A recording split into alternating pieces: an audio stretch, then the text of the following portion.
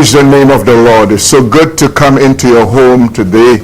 I thank God for this wonderful opportunity to come into your home to share the glorious gospel of the kingdom. In the book of Matthew chapter 24 verse 14 tells us, "And this gospel of the kingdom shall be preached in all the world as a witness unto all nations, and then shall the end come." I believe that God has given us a mandate, and that mandate is to preach the gospel to every nation. I believe we have a tremendous amount of work to do in preaching and teaching the gospel of the kingdom. In Matthew chapter 8 verse 19 tells us, "Go ye therefore and teach all nations, baptizing them in the name of the Father and of the Son and of the Holy Ghost, teaching them to observe all things whatsoever I have commanded you, and lo, I will be with you even unto the end of the world." So God has given us the assurance that he will be with us to the very end as we preach and teach the glorious gospel of the kingdom. Despite of the wonderful breakthrough we are experiencing through satellite, enhanced by TBN, Daystar, and many other gospel ministries that is reaching out to the world, there is much more work to be done. Not only in other parts of the world, but right here in America, in our own state, Texas, in our cities, in our neighborhoods, in our homes. There is a great need for the gospel of the kingdom. I'd like to let you know today that God wants us to fear him.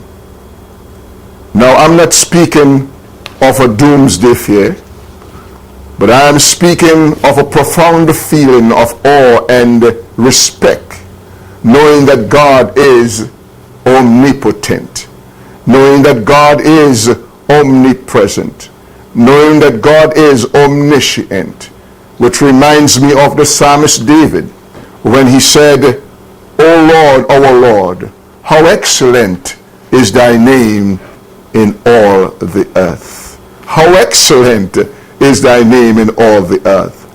Who has set thy glory above the heavens. In verse 3 and 4 tells us, "When I consider the heavens, the work of thy fingers, the moon and the stars, which thou hast ordained, what is man that thou art mindful of him?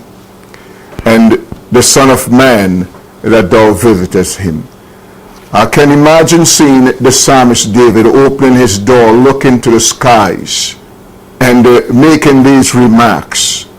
When we can consider the goodness of God, when we look around and see what God is doing for us despite of whatever is taking place in this world today, we need to give him thanks. We need to give him praise. We need to give him honor. We need to give him glory. And my friends, I thank God for this wonderful opportunity that I can come into your home today. I want to let you know that if you have just turned on the television, please leave it on, because I believe that God has something in store for you today. Vision by chance, but God allow you to do so. I want to let you know that God loves you. Amen. God loves you. Let me just tell you, share the scripture with you. In the book of Proverbs, chapter 1, verse 5, it tells us that a wise man will hear and will increase in learning, and the man of understanding shall attain unto wise counseling. Bless the name of the Lord. I want to let you know today, my friends, if you have turned on that television, I would like you to leave it on today. I would like you to really listen to the word of God. I believe the word of God, amen, is powerful. I believe the word of God is quick. Amen. It's sharper than any two-edged sword. You know what Paul said? Paul said in the book of Romans chapter 1, he said, "I am a debtor." And he felt as though he owed the world, amen, the gospel. I felt the same way. for all those who have not yet received Jesus Christ as their Lord and Savior. Amen. I want to let you know that God loves you. He also said in the book of Romans chapter 1 and verse 16, he said, I'm not ashamed of the gospel of Jesus Christ, for it is the power of God unto salvation to every one that believes. There is power in the gospel. There is healing in the gospel. There is deliverance in the gospel. Amen. Your life can be changed by the gospel today. So please listen as we would share this wonderful lesson with you today, which is taken from St. John's Gospel, chapter 3. Wonderful gospel. St. John's Gospel, chapter 3. And we would go through between 1 and 12. Amen. Our topic today would be regeneration. Regeneration. Amen. Before I go into the scriptures, I'd just like to give you the definition of the word regeneration. The word regeneration speaks of a moral or spiritual restoration, spiritual change, in other words. It also speaks of restoration. It speaks of a new beginning. A new beginning.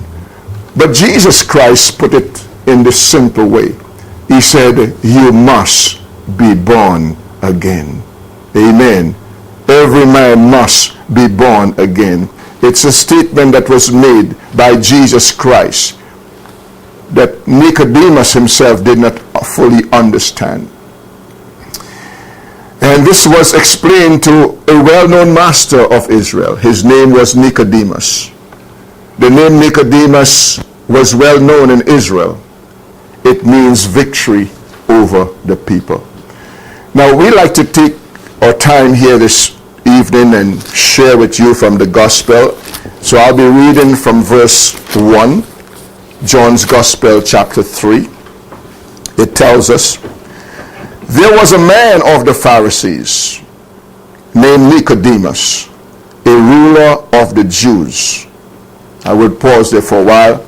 A ruler of the Jews. Now we want to take a look at the man they call Nicodemus. Nicodemus was a Pharisee and a teacher and ruler of the Jews. As a Pharisee, he was dedicated and a strict observer of the Mosaic law. The word Pharisee comes from the Hebrew word Pershim, meaning separated ones. They were considered separatists because of their self-righteous and hypocritical ways, which was described by Jesus as he speak to the multitude and his disciples regards the scribes and Pharisees.